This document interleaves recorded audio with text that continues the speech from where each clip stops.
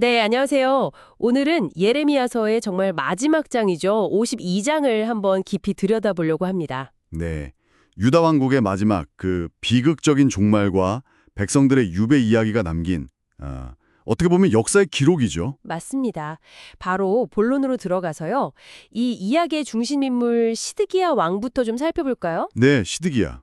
21살의 왕위에 올라서 11년 동안 다스렸는데 성경은 그가 여호와 보시기에 악을 행했다 이렇게 기록하고 있어요. 네, 특히 이제 그 이전 왕 여호야김의 길을 그대로 따랐다. 뭐 이런 평가가 있죠. 결국 그가 당시에 최강대국이었던 바벨론을 배반하게 되면서 예루살렘이 정말 끔찍한 운명을 맞게 되는 거죠. 네, 맞습니다. 바벨론 군대, 그러니까 성경에는 갈대아 군대라고 나오는데 이 군대가 예루살렘을 완전히 포위합니다. 포위가 상당히 길었죠. 네, 거의 1년 반 동안 포위가 계속됐다고요.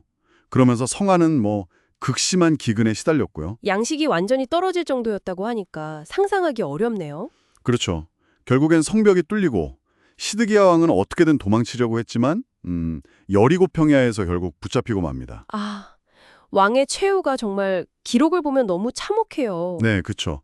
바벨론 왕 앞에 끌려가서 자기 아들들이 눈앞에서 죽는 걸 봐야 했고, 그걸 지켜봐야 했다니. 네, 그리고 자신은 두 눈이 뽑힌 채로 노사슬에 묶여서 바벨론으로 끌려가고 결국 감옥에서 생을 마감하게 되죠. 이게 단순한 어떤 반역죄 처벌이라고 보기에는 너무 잔혹한데 여기에 뭔가 다른 의미가 있을까요? 글쎄요. 이건 그냥 한 개인의 비극이라기보다는 아마도 하나님께 반역했던 왕조, 그리고 그 국가의 완전한 종말을 아주 상징적으로 보여주는 사건이라고 할 수 있겠죠. 아, 상징적인 의미가 크군요. 네.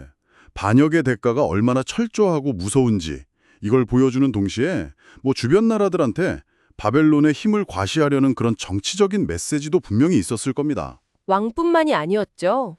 예루살렘 도시 전체, 특히 그 심장이라고 할 수 있는 성전 역시 비극적인 운명을 피하지 못했고요. 네. 바벨론의 사령관 누부사라단이라는 인물이 예루살렘에 들어와서 성전이랑 왕궁, 예루살렘의 모든 주요 건물들을 다 불태워버리죠. 성벽까지 다 허물어 버렸다고 나오고요. 네. 성전 파괴는 근데 단순히 그냥 건물이 무너졌다 이런 차원 이상의 의미가 있죠. 그렇죠. 그들에게 성전은 그냥 건물이 아니었으니까요. 맞습니다. 하나님의 임재의 상징이었고 또 이스라엘 민족이라는 정체성의 핵심이었으니까요.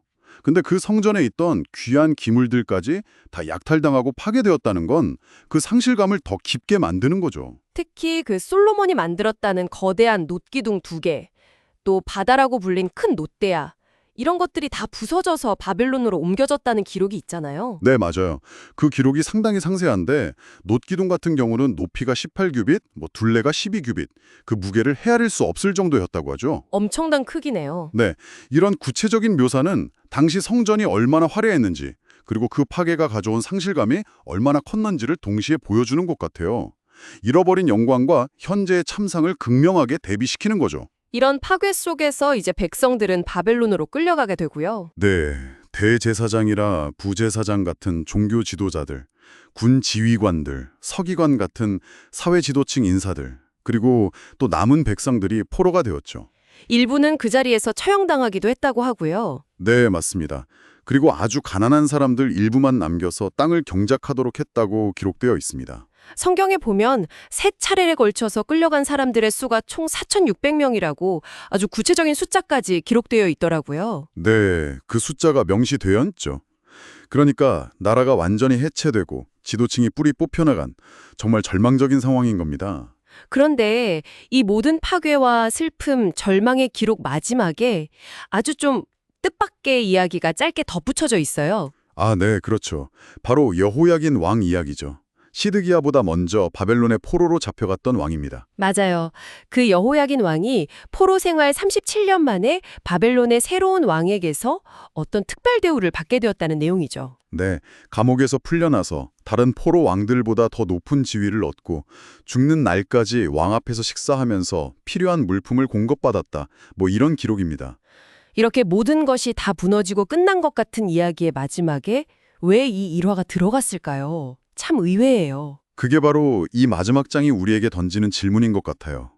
모든 것이 끝난 것처럼 보이는 정말 완전한 절망 속에서도 어쩌면 역사는 다른 방식으로 계속 이어지고 있다는 어떤 암시일까요? 아, 작은 희망 같은 걸까요? 그럴 수도 있고요. 아니면 다윗 왕조의 명맥이 그래도 완전히 끊어지지는 않았다는 그런 작은 희망의 불씨를 보여주는 것일 수도 있고, 또 어쩌면 이 폐허 속에서도 여전히 보이지 않는 어떤 손길이 작용하고 있음을 말하려는 걸 수도 있겠죠.